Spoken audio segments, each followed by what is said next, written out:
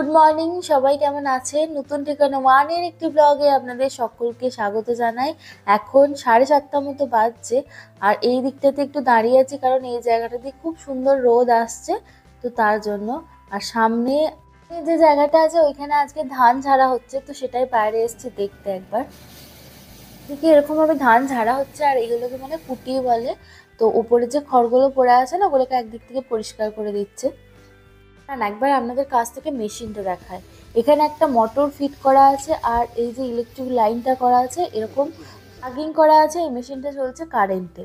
ধান ঝাড়া দেখেছি অনেকদিন আগে, আর তখন মেশিনগুলো ছিল পা দিয়ে ঘোরাতে হতো। এখন এগুলো দেখছি কারেন্টে মোটর ফিট করে কারেন্টে চলছে। রোজ ফুলের গাছটা দেখুন, এটার বয়স কিন্তু 1 বছর হয়নি, খুব ছোট এনেছিলাম। কত তাড়াতাড়ি বেড়ে গেছে, আর তার সঙ্গে ফুলও এসেছে। এই মেশিনটা জানেন তো, এইটা হচ্ছে ধান কাটার মেশিন। আমিও জানতাম না, জিজ্ঞাসা করলাম, কারণ এটা আমি ফার্স্ট দেখেছি। ধান কাটা হতো তখন অন্যরকম ভাবে, অনেকদিন আগেকার কথা বলছি। এখন এরকম বড় বড় মেশিন হয়ে গেছে, তো এই পদ্ধতিতে মানে মেশিনে ধানটা কাটা হয়, খুব তাড়াতাড়ি হয়ে যায়।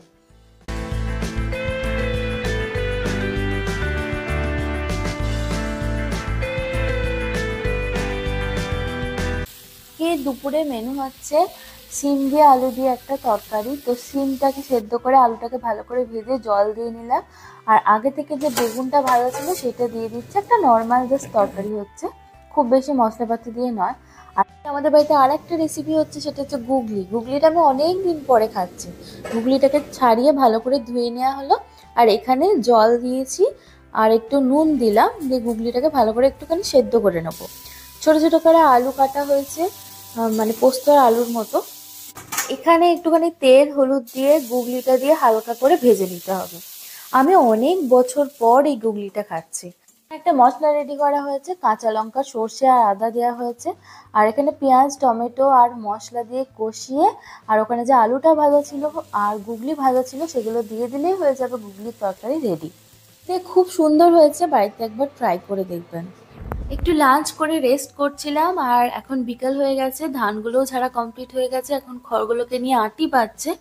ভিডিওটা তাহলে আজকে আর বাড়াচ্ছি না, এই পর্যন্তই রাখলাম। নতুন ঠিকানা ওয়ান চ্যানেলটাকে অবশ্যই সাবস্ক্রাইব করে নেবেন।